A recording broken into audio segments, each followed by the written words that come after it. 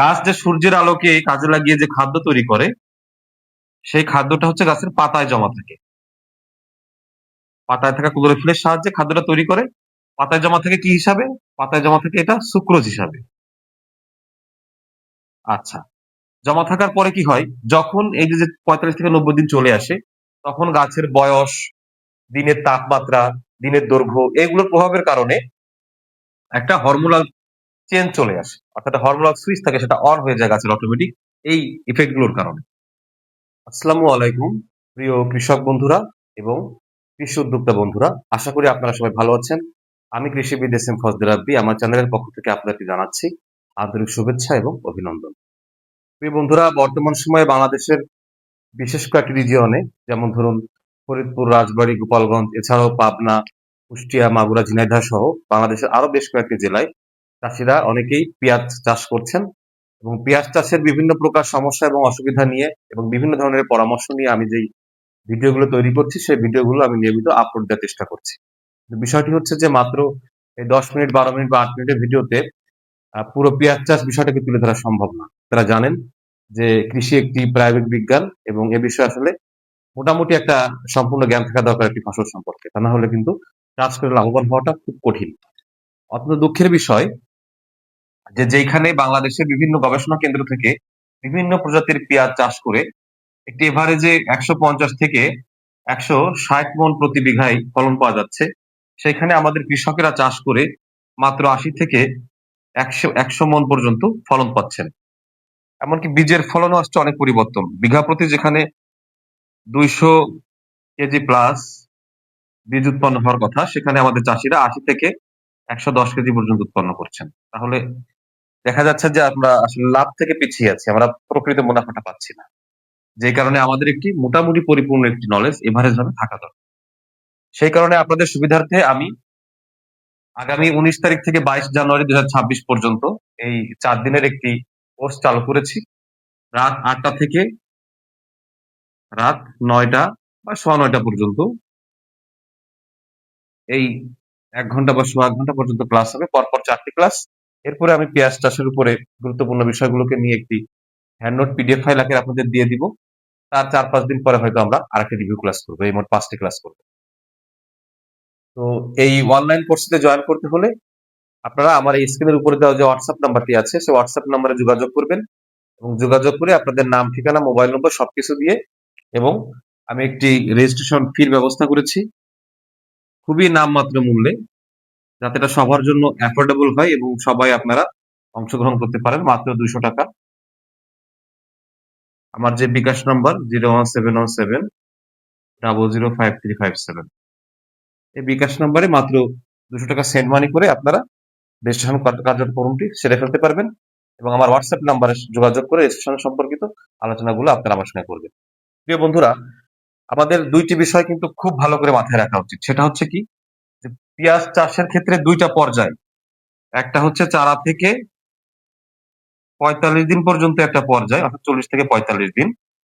আর এই ৪০-৪৫ দিন থেকে ৮৫ থেকে ৯০ দিন পর্যন্ত।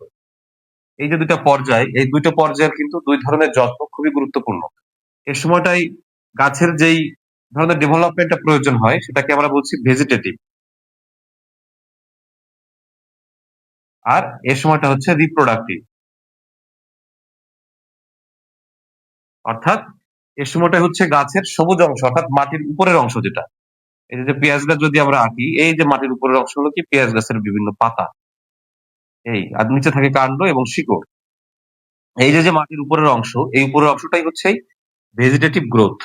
এই ৪৫ দিন পর্যন্ত, ৪০ থেকে ৪৫ দিন সময় পর্যন্ত আমরা আমাদের ম্যানেজমেন্টটাকে এমন ভাবে সাজাবো, এমন ভাবে গাছটার যত্ন নিব, প্রয়োজনীয় পরিমাণ সার প্রয়োগ করব। তারপরে কোনো রোগ ব্যাধি হলে সঠিকভাবে তার ছত্রাকনাশক, কীটনাশক সেগুলো ব্যবহার করব। বৃদ্ধি ত্বরান্বিত করার জন্য পিজিআর ব্যবহার করব। এভাবে নানাভাবে সঠিকভাবে যত্ন নিয়ে সেচ দিয়ে আমাদের এই গাছটাকে ডেভেলপ করতে হবে। গাছের পাতাগুলোকে ডেভেলপ করতে হবে এবং ৪৫ থেকে ৯০ দিনে কি হবে? এই সময়টায় যে ঘটনাটা ঘটে, এই সময়টায় দেখা যায় কি যে গাছের একটা ফিজিওলজিক্যাল চেঞ্জ হয়। ফিজিওলজিক্যাল চেঞ্জ বলতে কি? গাছ যে সূর্যের আলোকে কাজে লাগিয়ে যে খাদ্য তৈরি করে, সেই খাদ্যটা হচ্ছে গাছের পাতায় জমা থাকে। পাতায় থাকা ক্লোরোফিলের সাহায্যে খাদ্যটা তৈরি করে। পাতায় জমা থাকে কি হিসাবে? পাতায় জমা থাকে এটা সুক্রোজ হিসাবে। আচ্ছা, জমা থাকার পরে কি হয়? যখন এই যে ৪৫ থেকে ৯০ দিন চলে আসে, তখন গাছের বয়স, দিনের তাপমাত্রা, দিনের দৈর্ঘ্য এগুলোর প্রভাবের কারণে একটা হরমোনাল চেঞ্জ চলে আসে। অর্থাৎ একটা হরমোনাল সুইচ থাকে সেটা অন হয়ে যায় গাছের অটোমেটিক এই ইফেক্ট গুলোর কারণে। তখন কি হয়? তখন এই যে গাছের যেই হরমোন গুলো আছে যেমন অক্সিন হরমোন এটা অ্যাক্টিভ হয়।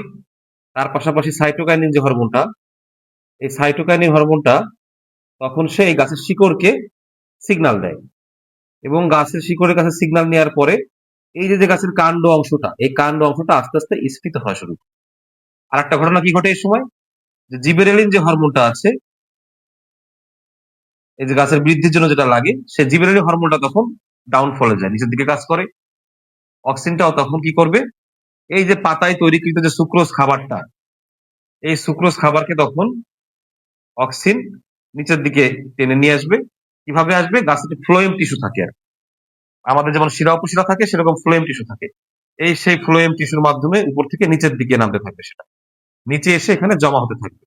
জমা হয়ে এই সুক্রোজটা ভেঙে গ্লুকোজ এবং ফ্রুক্টোজ এই ২ টা ফর্মে চলে আসবে এবং নিচে এসে সেটি কার্বোহাইড্রেট আকারে জমা হবে। সেইভাবেই কিন্তু পেঁয়াজটা তার ওজন বাড়বে, তার রস হবে, সে পুরো পেঁয়াজটা বড় হবে এবং গঠন। আর এখানে স্টার্চ কম থাকে পেঁয়াজে, যে কারণে এটা দীর্ঘদিন সংরক্ষণ করা যায়।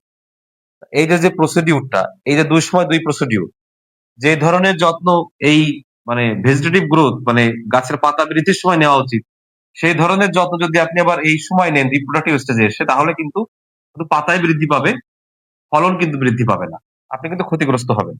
এজন্য ২ টা বিষয় ২ টা পার্টে কি ধরনের যত্ন নিতে হবে, কি করতে হবে, এই বিষয়গুলো জানা কিন্তু খুবই জরুরি এবং তার পাশাপাশি মাটি কিভাবে তৈরি করতে হয় বা কোন মাটিতে কি ধরনের যত্ন নিতে হয়, কিভাবে কতটুকু পরিমাণ সার দিতে হয়, কখন দিতে হয়, কোন সার কতদিন মাটিতে থাকে, কোন সার থাকে না, কখন আমরা কোন সার মাটিতে প্রয়োগ করব, সেচ দিব, কখন আমরা কিছু সার প্রয়োগ করতে পারবো না, সেগুলো আবার আমাদেরকে বিভিন্ন ফরম্যাটে ব্যবহার করে পাতায় স্প্রে করতে হবে। রোগ ব্যাধিকে নিয়ন্ত্রণ করার জন্য কোন রোগের জন্য কি ধরনের চিকিৎসা প্রয়োজন, কতদিন পর প্রতিরোধমূলক ব্যবস্থা নেওয়া প্রয়োজন, কখন কি হরমোন গুলো ব্যবহার করা প্রয়োজন, এ ধরনের যাবতীয় বিষয় কিন্তু আসলে মোটামুটি একটা এভারেজ নলেজ না থাকলে আমরা কিন্তু পেঁয়াজ চাষ করে লাভবান হতে পারবো না এবং আমরা কিন্তু ফলন অনেক কম। সেই কারণে এই পেঁয়াজ বিষয়ক সমস্ত বিষয়গুলো সংক্ষিপ্তভাবে অল্প কিছুর মধ্যে আলোচনা করার জন্য এই ৪টি আর পরবর্তীতে একটি মোট ৫টি ক্লাসের আমি আয়োজন করেছি এবং পিডিএফ নোটের ব্যবস্থা করেছি। তো আমি আশা করব আপনারা যারা বিশেষ করে পেঁয়াজ চাষে কম অভিজ্ঞ বা নতুন বা বিভিন্ন সমস্যার সম্মুখীন হচ্ছেন, তারা আমার এই স্ক্রিনের উপরে দেওয়া হোয়াটসঅ্যাপ নাম্বারটিতে আমার সাথে যোগাযোগ করে আপনারা এই কোর্সটি করার জন্য রেজিস্ট্রেশন করুন এবং এই কোর্সটি করলে আমি আশা রাখবো যে আপনারা মোটামুটি পেঁয়াজ চাষ সম্পর্কে একটি বৈজ্ঞানিক ভিত্তিতে ভালো একটি ধারণা পাবেন এবং আপনারা নিজেরাই বুঝবেন যে কিভাবে আপনাদের গাছের যত্ন নিতে হবে, কিভাবে পেঁয়াজের প্রোডাকশনটা বাড়াতে হবে। প্রিয় বন্ধুরা, আমি আর বেশি কথা বলবো না। আমি আশা ব্যক্ত করব বিশেষ করে আমাদের যারা শিক্ষিত তরুণ উদ্যোক্তা ভাইরা আছেন, আপনারা এই ক্লাসটি করলে আপনাদের অনেক বেশি কাজে লাগবে। এজন্য আপনাদেরকেও আমি আমন্ত্রণ জানাচ্ছি আমার এই কোর্সে অংশগ্রহণ করার জন্য। যদি আমার এই আজকের ভিডিওটি ভালো লাগে তাহলে আপনারা অবশ্যই লাইক করবেন, কমেন্ট করবেন, শেয়ার করে সবার মধ্যে ছড়িয়ে দিবেন। আর আমার চ্যানেলের সঙ্গে থাকতে হলে অবশ্যই চ্যানেলটিতে সাবস্ক্রাইব করবেন এবং ডান পাশের বেল বাটনটি চাপ দিয়ে রাখবেন। তাহলে নতুন ভিডিওগুলো আপনারা নিয়মিত দেখতে পারবেন। সবাই আজকের মতো ভালো থাকবেন, সুস্থ থাকবেন, আমার জন্য দোয়া করবেন। আল্লাহ হাফেজ।